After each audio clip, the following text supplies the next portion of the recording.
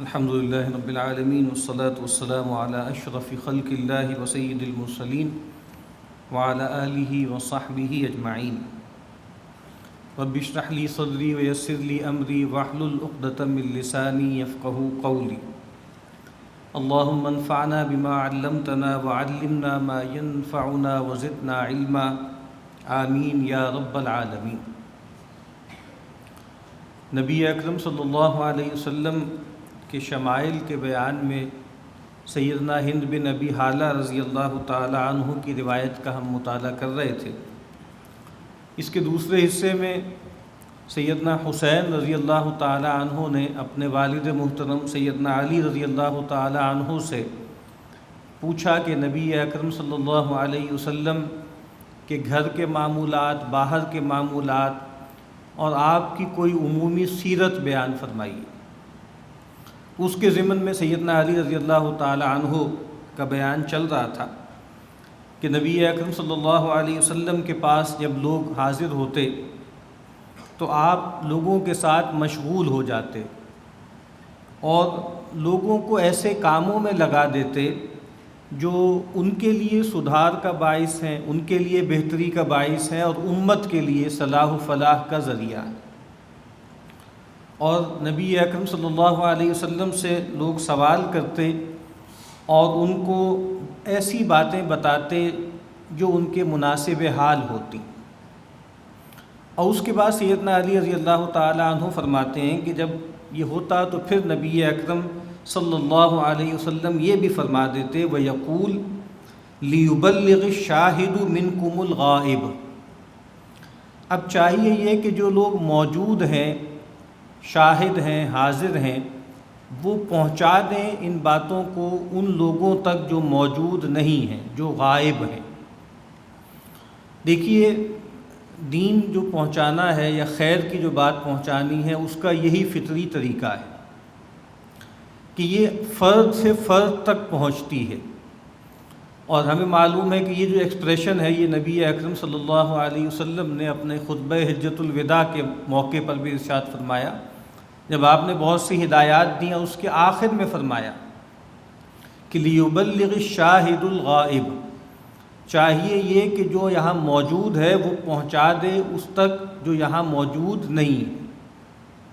اور نبی اکرم صلی اللہ علیہ وسلم نے یہ بات بھی فرمائی کہ فَإِنَّ الشَّاهِدَ عَسَىٰ أَن يُبَلِّغَ مَنْ هُوَ أَوْعَىٰ مِنْهُ أَوْعَىٰ لَهُ مِنْهُ، کہ ہو سکتا ہے کہ جو شخص یہاں موجود ہے، حاضر باش ہے، وہ کسی ایسے شخص تک یہ اس بات کو پہنچا دے جو اس بات کو زیادہ بہتر طور پہ محفوظ کرنے والا ہو، سمجھنے والا ہو، اپریشیٹ کرنے والا ہو۔ تو یہ ترغیب بھی ہے کہ جب ہم کو خیر کی بات سنیں، بھلائی کی بات سنیں، تو یہ بھی ہو سکتا ہے کہ وہ ہم سے متعلق نہ ہوں۔ یعنی ایک شخص ہے، اس کو بیوی کے حقوق سے متعلق کوئی مجلس اس نے اٹینڈ کی اور وہاں پر کچھ روایات اس نے سنی اس سے متعلق، لیکن وہ شخص ابھی شادی شدہ نہیں ہے،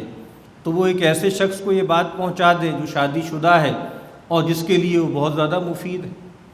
اسی طریقے سے انفاق کے فضائل اس نے کہیں سنے ہیں، اللہ کے راستے میں مال خرچ کرنے کی فضیلتیں سنی ہیں، لیکن وہ خود اس قابل نہیں ہے کہ انفاق کر سکے، تو وہ کسی ایسے شخص تک اس بات کو پہنچا دے جس کو اللہ نے وافر مال دیا ہے۔ تو جب وہ یہ سنے گا تو اس کے اندر جذبہ پیدا ہوگا انفاق کا، اور وہ پھر اس سے فائدہ اٹھائے گا۔ اور اس میں یہ گارنٹی بھی نبی اکرم صلی اللہ علیہ وسلم نے اور روایات میں دی ہیں کہ آپ نے فرمایا کہ الدال علی الخیر کفاعلہ، کسی خیر کی طرف رہنمائی کرنے والا، لوگوں کو گائیڈ کرنے والا ایسے ہی ہے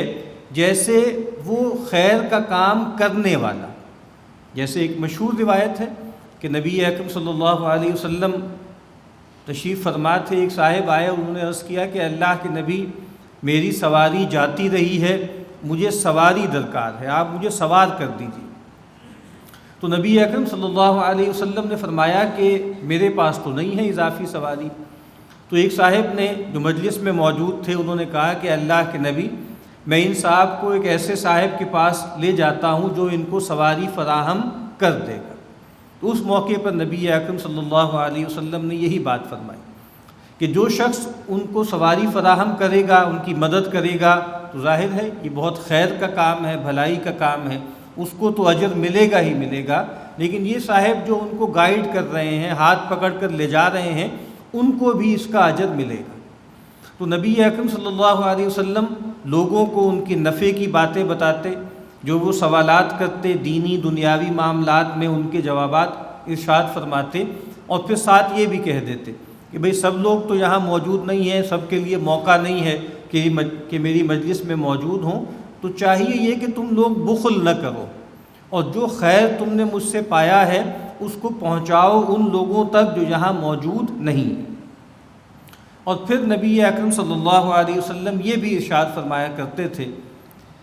وَأَبْلِغُونِي حَاجَةَ مَن لَّا يَسْتَطِيعُ إِبْلَاغَهَا، کہ وہ لوگ کہ جو اپنی کسی ضرورت کو مجھ تک پہنچا نہیں پاتے، ان کے اندر مقدرت نہیں ہے، صلاحیت نہیں ہے، دور رہتے ہیں، یا ان کے اندر جھجک ہے یا کوئی اور اندیشہ ہے، اور وہ اپنی حاجت اپنی ضرورت جو ہے مجھ تک نہیں پہنچا سکتے خود، تو کہا کہ ان کی ضرورتیں مجھ تک پہنچا دیا کرو۔ جو لوگ براہ راست میرے پاس آ نہیں سکتے یا کسی بھی سبب سے اپنی ضرورت مجھ سے براہ راست بیان نہیں کر سکتے، لوگوں تمہیں یہ چاہیے کہ ان کی ضرورتیں مجھ تک پہنچا دیا کرو۔ اور پھر نبی اکرم صلی اللہ علیہ وسلم نے ترغیب دلائی۔ یہ جو ہم دیکھتے ہیں نا کہ قرآن مجید میں بھی اور احادیث مبارکہ میں بھی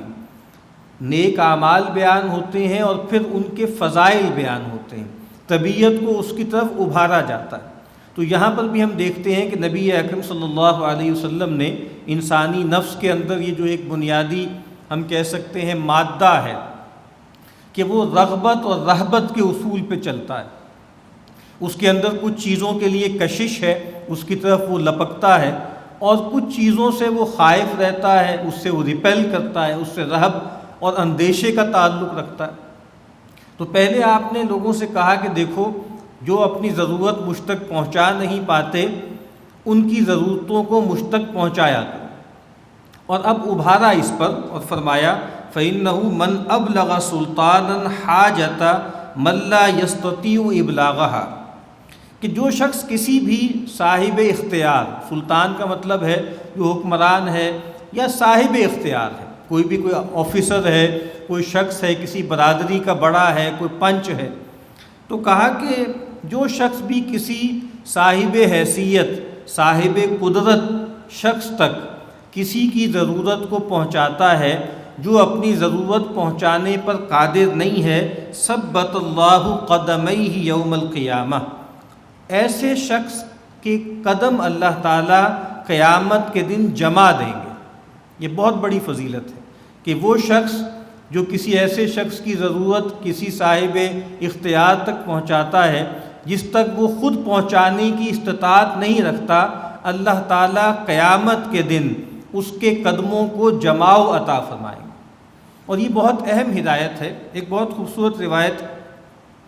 جو طبرانی میں بھی ہے اور حدیث کی کتابوں میں بھی ہے اور حسن کے درجے کی روایت ہے، کہ جس میں نبی اکرم صلی اللہ علیہ وسلم سے پوچھا گیا کہ اللہ کے نبی یہ بتائیے کہ اللہ تعالیٰ کے نزدیک انسانوں میں کون سب سے زیادہ محبوب ہیں، اور یہ بتائیے کہ اعمال کون سے اللہ تعالیٰ کو سب سے زیادہ محبوب ہیں۔ تو آپ نے فرمایا کہ احب الناس الی اللہ انفعہم، کہ اللہ تعالیٰ کے نزدیک انسانوں میں سب سے محبوب سب سے پسندیدہ لوگ وہ ہیں جو لوگوں کے لیے سب سے زیادہ نافع ہیں، فائدہ پہنچانے والے ہیں، اب چاہے وہ فائدہ دنیاوی پلین پر ہو چاہے وہ اخروی معاملے میں ہو۔ اور فرمایا کہ وَأَحَبُّ الْأَعْمَالِ إِلَى اللَّهِ سُرُورٌ تُدْخِلُهُ عَلَى مُسْلِم، اور اعمال میں اللہ تعالیٰ کے نزدیک جو سب سے محبوب اعمال ہیں ان میں سے کیا ہے؟ کوئی خوشی، کوئی سرور، کوئی فرحت جو تم کسی مسلمان کے اندر پیدا کر دو۔ اور پھر فرمایا کہ یا کوئی کرب اس سے دور کر دو، یا اس کا کوئی قرض اس کی طرف سے ادا کر دو، یا اس سے بھوک کو ہٹا دو، دور کر دو،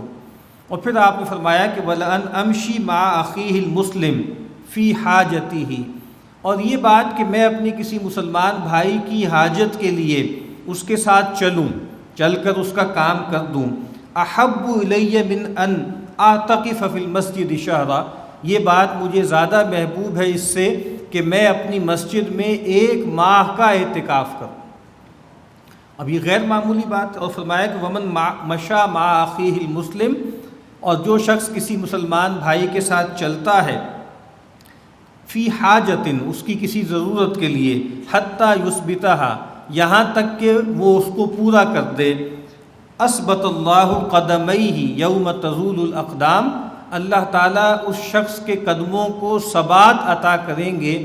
اس دن جس دن قدم لڑکھڑا رہے ہوں گے، یعنی جب اللہ کی جناب میں لوگ حاضر ہوں گے، حشر کا میدان ہوگا اور لوگ بہت مشکل میں ہوں گے، اس موقع پہ اللہ تعالیٰ ایسے لوگوں کے قدموں کو جماؤ عطا کریں گے جو اپنے کسی بھائی کے ساتھ چلتے ہیں اس کی کسی حاجت روائی کے لیے۔ اور پھر فرمایا، سیدنا علی فرماتے ہیں لا یذکر عندہ الا ذالک، نبی اکرم صلی اللہ علیہ وسلم کی جناب میں، آپ کے سامنے، آپ کی مجلس میں اس طرح کی باتوں کے سوا اور باتوں کا تذکرہ نہیں ہوتا تھا، یعنی ایسی باتیں جو مسلمانوں کی انفرادی زندگی کے لیے مفید ہیں، ان کی اجتماعی زندگی کے لیے مفید ہیں، ان کے لیے دنیا و آخرت کی صلاح و فلاح کا ذریعہ ہیں، بس یہ گفتگو وہاں پر ہوتی تھی، اس کے سوا فضول باتیں، لغو کلام وہاں پر نہیں ہوتا تھا۔ ولا يقبل من احد غیرہ، اور نبی اکرم صلی اللہ علیہ وسلم بھی دوسروں سے بھی اس کے سوا کوئی چیز قبول نہیں کرتے تھے، یعنی لوگ آئیں اور آ کر دوسروں کی غیبت کرنا شروع کر دیں، دوسروں کی مذمت کرنا شروع کر دیں، یا ایسی گفتگو شروع کر دیں کہ جو مہمل ہو، جو لغو ہو، تو نبی اکرم صلی اللہ علیہ وسلم ٹوک دیتے تھے، روک دیتے تھے، اور لوگوں سے بھی اس کے سوا کوئی چیز قبول نہیں فرماتے تھے۔ سیدنا علی فرماتے ہیں یدخلون روادا، صحابہ کرام نبی اکرم صلی اللہ علیہ وسلم کی خدمت میں حاضر ہوتے تھے دینی امور کے طالب بن کے، شائق بن کے، متلاشی بن کے آپ کے ہاں حاضر ہوتے تھے۔ ولا یفترقون الا عن ذواق، اور آپ سے علیحدہ نہیں ہوتے تھے، جدا نہیں ہوتے تھے، مگر یہ کہ علم و حکمت اس سے خوب سیراب ہو جاتے تھے، اس کو اچھی طرح چکھ لیتے تھے، یعنی آتے تھے طالب حق بن کر، طالب ہدایت بن کر، شائق بن کر، اور آپ سے علیحدہ نہیں ہوتے تھے جب تک کہ اللہ کے نبی صلی اللہ علیہ وسلم ان کو وہ چیزیں چکھا نہ دیں۔ یہاں ذواق کا لفظ ہے، جس سے ہمارے ہاں ذائقے کا لفظ ہے، ذوق کا لفظ ہے، کہ وہ چیزیں اللہ کے نبی صلی اللہ علیہ وسلم صرف بتاتے نہیں تھے، سمجھاتے نہیں تھے، اس کا ایکسپیرینس کروا دیتے تھے۔ اور یہی بات ہے نا کہ سیدنا حنظلہ کو جو اندیشہ ہوا اپنے بارے میں اسی وجہ سے ہوا کہ انہوں نے یہ خیال ظاہر کیا اور ایک خاص انداز میں ٹرانس میں یہ جملہ کہتے ہوئے جا رہے تھے کہ نافق حنظلہ، نافق حنظلہ۔ سیدنا ابوبکر صدیق رضی اللہ تعالیٰ عنہ نے یہ بات سنی، کہا کہ اے حنظلہ دھیان کرو، کیا بات کر رہے؟ تو انہوں نے ایک مسئلہ بیان کیا اپنا، تو جب وہ مسئلہ بیان کیا تو سیدنا ابوبکر نے کہا یہی مسئلہ میرا بھی ہے، اور اگر تم اس کو نفاق گردان رہے ہو تو پھر مجھے بھی اپنے بارے میں نفاق کا اندیشہ۔ تو پھر وہ دونوں نبی اکرم صلی اللہ علیہ وسلم کی خدمت میں حاضر ہوئے اور پھر وہاں جا کر یہ بات بیان کی، اور سیدنا حنظلہ نے کہا کہ بھئی میں تو منافق ہو گیا ہوں، اور اس کا سبب کیا ہے؟ اس کا سبب یہ ہے کہ اللہ کے نبی جب ہم آپ کی خدمت میں حاضر ہوتے ہیں، آپ ہماری یاد دہانی کراتے ہیں آخرت کے حوالے سے، جنت جہنم کے حوالے سے، تو ایسے لگتا ہے کہ جیسے ہم ان چیزوں کو اپنی آنکھوں سے دیکھ رہے ہیں، اور جب ہم اپنے گھر در میں آ جاتے ہیں، کاروبار میں، بیوی بچوں میں لگ جاتے ہیں، تو ہماری کیفیت یہ نہیں رہتی، اور یہی نفاق ہے۔ تو نبی اکرم صلی اللہ علیہ وسلم نے سیدنا حنظلہ کو تسلی دی اور کہا کہ یا حنظلہ ساعتن فساعتن، اے حنظلہ یہ وقت وقت کی بات ہے، یہ ایسا ہمیشہ نہیں ہو سکتا۔ ظاہری بات ہے اللہ کے نبی صلی اللہ علیہ وسلم اللہ کے بندے ہیں، اللہ کے رسول ہیں، اللہ کی سب سے بڑی نشانی ہے۔ آپ اپنی ذات میں معجزہ ہیں، جو کلام آپ کو دیا گیا قرآن کی صورت میں وہ بھی معجزہ ہے، لیکن آپ کی کامل ذات بھی معجزہ ہے۔ تو کہا کہ اگر تمہاری وہ کیفیت جو میری محفل میں رہتی ہے، جس کے بارے میں یہاں سیدنا علی کہتے ہیں کہ جب آپ کے پاس سے جدا ہوتے تھے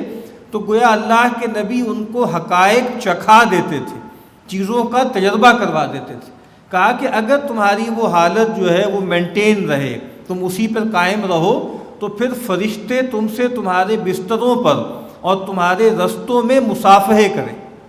ایسا تمہارا مرتبہ ہو جائے، لیکن یہ ایسا رہتا نہیں۔ یہاں پر بھی کہا کہ نبی اکرم صلی اللہ علیہ وسلم کے پاس وہ متلاشی بن کر آتے تھے اور آپ کے پاس سے جدا نہیں ہوتے تھے، مگر یہ کہ اللہ کے نبی وہ تمام چیزیں گویا ان کو چکھا دیتے تھے۔ وَيُخْرِجُونَ أَدِلَّةً، اور ایک روایت میں ہے أَذِلَّةً، وَيُخْرِجُونَ أَدِلَّةً، کہ جب وہ نبی اکرم صلی اللہ علیہ وسلم کی مجلس سے نکلتے تھے تو وہ دلیل بن جاتے تھے۔ دلیل کا مطلب کیا ہے؟ وہ الدال علی الخیر بن جاتے تھے، خیر کی طرف رہنمائی کرنے والے بن جاتے تھے۔ یعنی آتے تھے طالب حق بن کر، اور جب آپ کی خدمت سے رخصت ہوتے تھے تو خود بھی سیراب ہو جاتے تھے اور دوسروں کو بھی سیراب کرنے کا ذریعہ بنتے تھے۔ اور جس طرح میں نے عرض کیا ہے کہ دین ایسے ہی منتقل ہوتا ہے، وجود سے وجود میں منتقل ہوتا ہے۔ تو صحابہ کرام اور خاص طور پر وہ لوگ کہ جو آپ کے مقرب تھے، وہ نبی اکرم صلی اللہ علیہ وسلم کی زیادہ صحبت پاتے تھے اور آپ سے فیوضات حاصل کرتے تھے اور پھر باہر جا کر اس کو تقسیم کرتے تھے۔ اور دوسری روایت میں نے اس طرح کیا کہ عدلتن کی بجائے ازلتن بھی پڑھا ہے، کہ جب آپ کے پاس سے نکلتے تھے تو بہت متواضع بن کر نکلتے تھے، بالکل نرم ہو کر بچھے ہوئے بن کر نکلتے تھے۔ نبی اکرم صلی اللہ علیہ وسلم آپ کا سب سے بڑا وصف کیا تھا؟ آپ کا سب سے بڑا وصف تھا عبدیت، اللہ کے آگے ہر وقت گویا بچھے رہنا۔ اور یہی وصف جب انسانوں کی نسبت سے ظاہر ہوتا تھا تو اسی کو ہم تواضع کہتے ہیں، کہ انسانوں کے سامنے بھی آپ انتہائی نرم اور شفیق تھے۔ اور آپ صلی اللہ علیہ وسلم کی مبارک مجلس کا اثر بھی یہی ہوتا تھا کہ جو لوگ آپ کی خدمت میں آتے تھے تو انتہائی گویا عبد ذلیل بن کے اور اللہ کے بندوں کے سامنے بالکل بچھے ہوئی حالت میں یہاں سے رخصت ہوتے تھے۔ پھر سیدنا حسین رضی اللہ تعالی عنہ کہتے ہیں فَسَأَلْتُهُ عَنْ مَخْرَجِهِ كَيْفَ يَصْنَعُ فِيهِ، پھر میں نے اپنے والد محترم سیدنا علی رضی اللہ تعالی عنہ سے پوچھا کہ جب آپ باہر تشریف لے جاتے تھے تو اس وقت آپ کیا کرتے تھے، آپ کے معمولات کیا ہوتے تھے؟ سیدنا علی فرماتے ہیں کان رسول اللہ صلی اللہ علیہ وسلم یخزن لسانہ الا فیما یعنیہ،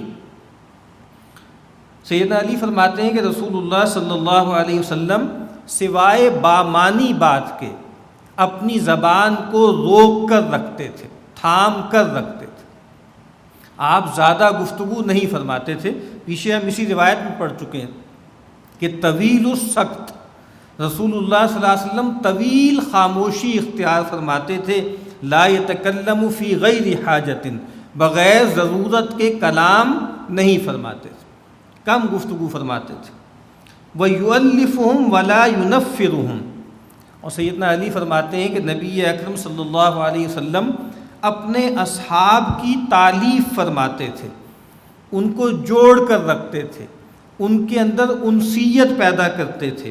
اور ان کے اندر تنفر پیدا نہیں کرتے تھے۔ ولا ينفرهم، اور دوسری روایتوں میں ہے ولا يفرقهم، آپ صلی اللہ علیہ وسلم لوگوں کو ایک دوسرے سے پھاڑتے نہیں تھے، لوگوں کو ایک دوسرے سے جدا نہیں کرتے تھے، بلکہ آپ ایسی تعلیم دیتے تھے کہ جس سے لوگ آپس میں جڑے رہیں۔ تو تعلیف آپ کا موضوع تھا، تعلیف آپ کا مزاج تھا، تفریق سے آپ لوگوں کو منع کرتے تھے اور لوگوں کو جوڑتے تھے۔ اور یہی بات آپ نے دعوت کے حوالے سے بھی کہی۔ جب دو جلیل القدر صحابی جو ہیں وہ جا رہے تھے کہیں دعوت کے لیے، تو آپ نے کہا کہ دیکھو تم جا رہے ہو ایک نئی جگہ پر، تو فرمایا یسرا ولا تعسرا، دیکھو آسانی پیدا کرنا، سہولت فراہم کرنا، تنگی اور سختی پیدا نہ کرنا۔ وبشرا ولا تنفرا، اور دیکھو بشارت دینا لوگوں کو، قریب کرنا، لوگوں کے اندر نفور نہ پیدا کرنا، لوگوں کو ریپیل نہ کرنا۔ تو سیدنا علی رضی اللہ تعالیٰ عنہ نبی اکرم صلی اللہ علیہ وسلم کے بارے میں فرماتے ہیں کہ آپ لوگوں کو جوڑتے تھے، تالیف پیدا کرتے تھے، ان کے اندر نفور اور تفریق پیدا نہیں کرتے تھے۔ وَيُكْرِمُ كَرِيمَ كُلِّ قَوْمٍ وَيُوَلِّيهِ عَلَيْهِمْ۔ یہ بات بہت اہم ہے۔ سیدنا علی فرماتے ہیں کہ آپ ہر قوم کا جو باعزت شخص ہوتا تھا، عزت والا شخص، مرتبے والا شخص ہوتا تھا، آپ اس کی تکریم فرماتے، آپ اس کا اعزاز و اکرام فرماتے۔ وَيُوَلِّيهِ عَلَيْهِمْ، اور اگر وہ اسلام قبول کر لیتا، رسول اللہ صلی اللہ علیہ وسلم کی اطاعت قبول کر لیتا، تو اسی کو آپ لوگوں پر مقرر فرماتے۔ یہ بہت اہم بات ہے کہ فرق مراتب کا خیال رکھنا، اور انبیاء ایسا نہیں کرتے۔ انبیاء یہ خیال کرتے ہیں کہ اگر کوئی سماج ہے اس کے اندر فرق مراتب موجود ہے، اس کو ختم نہیں کرتے، اس کو صحیح بنیاد پر استوار کر دیتے، اور اگر کوئی بڑا ہے اور وہ صاحب اخلاق ہے اور صاحب ایمان ہے تو اس کو اس مرتبے پر قائم رکھتے ہیں۔ لیکن جو لوگ ٹائرنٹس ہوتے ہیں، کہیں جاتے ہیں، ہیجمنائز کرتے ہیں، کولونائز کرتے ہیں، ان کا رویہ مختلف ہوتا ہے۔ آپ کو معلوم ہے قرآن مجید میں بیان ہوا ہے نا کہ جو ملکہ سبا کے دربار میں جب ان کا خط پہنچا سیدنا سلیمان علیہ السلام کا، تو وہاں پہ ایک ڈیبیٹ شروع ہو گئی، تو وہاں یہی بات کہی ان کے مشیروں نے، کہ ملکہ سبا کے مشیروں نے یہی بات کہی کہ ان الملوک اذا دخلوا قریۃ افسدوها، کہ بادشاہ لوگ جو ہوتے ہیں جب کسی بستی میں داخل ہوتے ہیں، اس کو فتح کرتے ہیں تو اس کو برباد کر دیتے ہیں، اس میں وہ ہر طرح سے اس کو اکھاڑ کے رکھ دیتے ہیں، اور کیا کرتے ہیں، وَجَعَلُوا عِزَّةَ أَهْلِهَا أَذِلَّةً، وہاں کے عزت والے لوگوں کو ذلیل کر دیتے، نیچے سے لوگوں کو اٹھا کر اوپر لاتے ہیں اپنے مفادات کے لیے، اور جو اوپر لوگ ہوتے ہیں جو آلریڈی وہاں پہ ایک ہائرارکی ہوتی ہے اس کو گرا دیتے۔ تو اللہ کے نبی ایسا نہیں کرتے۔ اللہ کے نبی جو لوگ بڑے ہوتے ہیں ان کا اکرام کرتے ہیں اور ان کو وہیں پر مقرر کر دیتے ہیں۔ ایسا ہی ہوا، جو لوگ بڑے تھے، اسی لیے آپ نے یہ بات فرما بھی دی کہ اس کو چیلنج نہیں کرنا چاہیے۔ آپ کو یہ معلوم تھا کہ فتح مکہ کے بعد عصبیت جو ہے وہ قریش کو اکثریت حاصل ہے، ان کے بڑے سردار ایمان لے آئے ہیں، تو آپ نے یہ بات فرما دی تھی کہ الائمۃ من قریش، ائمہ قریش میں سے ہوں گے، کیونکہ ان کو عصبیت حاصل ہے، اس کو چیلنج نہ کرنا۔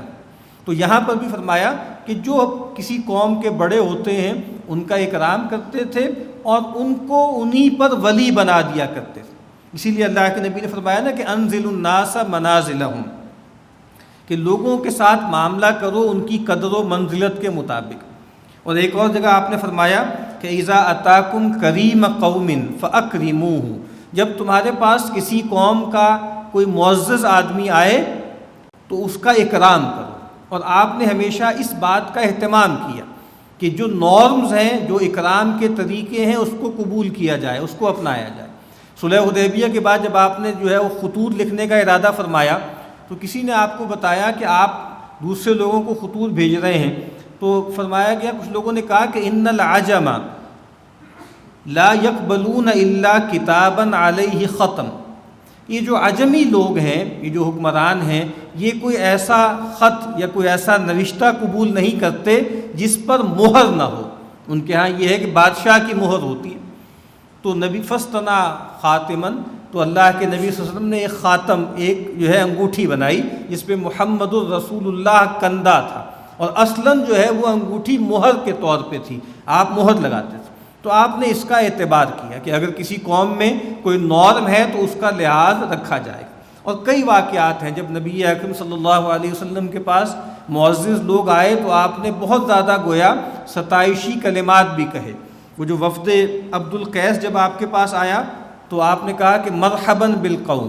ایسے لوگوں کو بہت خوش آمدید، غیر خزایا ولا ندامہ، جو آئے ہیں ایسی حالت میں کہ نہ رسوا ہیں اور نہ نادم ہیں، اپنی آزاد مرضی سے خوشی سے آئے۔